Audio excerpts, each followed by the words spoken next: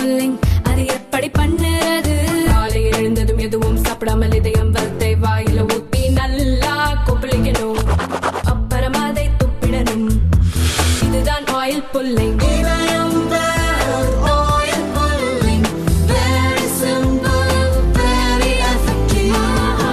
தானியங்களோட இயற்கை சத்தும் சுவையும் மாறாம மாவு அரைக்க பெஸ்ட் ஆனது அல்ட்ராவின் பேட்டன்டட் கோனிக்கல் ஸ்டோன்கள் மட்டும்தான்.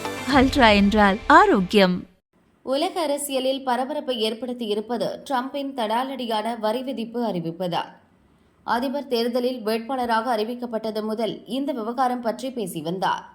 சீனா, பிரேசில், இந்தியா போன்ற நாடுகள் சகட்டு மேனிக்கு வரி விதிக்கின்றன. இதனால் அமெரிக்கா பாதிக்கப்படுகிறது. ஆனால் வரி விதிக்கும் நாடுகள் தங்கள் பொருளாதாரத்தை மேம்படுத்திக் கொள்கின்றன. இனி அமெரிக்கா தனது பொருளாதாரத்தை மேம்படுத்த தனக்கு தீங்கு விளைவிக்கும் இந்த நாடுகளுக்கு அதிகபட்ச வரியை விதிக்கும் என்று தொடர்ந்து மிரட்டி வந்தார். அதிபராக பதவியேற்ற போதும் இதே எச்சரிக்கையை விடுத்தார். இப்போது செயல்படுத்தவே ஆரம்பித்துவிட்டார்.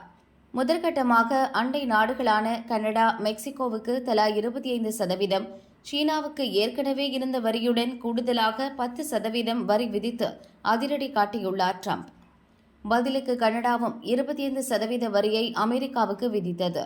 மெக்சிகோவும் பதிலடி கொடுப்போம் என்று அறிவித்துள்ளது. சீனாவோ சர்வதேச வர்த்தக அமைப்பில் புகார் செய்வதோடு அமெரிக்காவுக்கு வலிக்கும் நடவடிக்கையை எடுப்போம் என்று எச்சரித்துள்ளது. ட்ரம்பின் முதல் பட்டியலில் இந்தியா பெயர் இல்லை.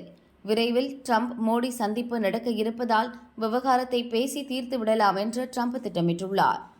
இது ஒருபுறம் இருக்க, ட்ரம்பின் நடவடிக்கையால் உலக நாடுகள் மட்டுமல்ல, அமெரிக்கர்களே அச்சத்தில் உறைந்துவிட்டனர். இப்படி சகட்டு மேனிக்கு நாடுகளுக்கு வரி விதிப்பதால் அமெரிக்காவில் பொருட்கள் விலை கணிசமாக உயரும், தட்டுப்பாடு அதிகரிக்கும்.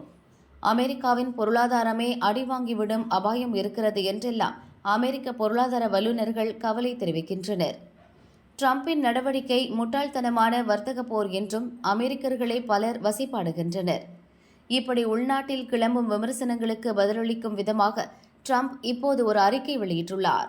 அதில் அவர் கூறியிருப்பது: கனடா, மெக்சிகோ, சீனாவிடம் அமெரிக்கா பல ஆயிரம் கோடிகளை இழந்து வருகிறது. இனி நாம் முட்டாளாக இருக்கப் போவதில்லை.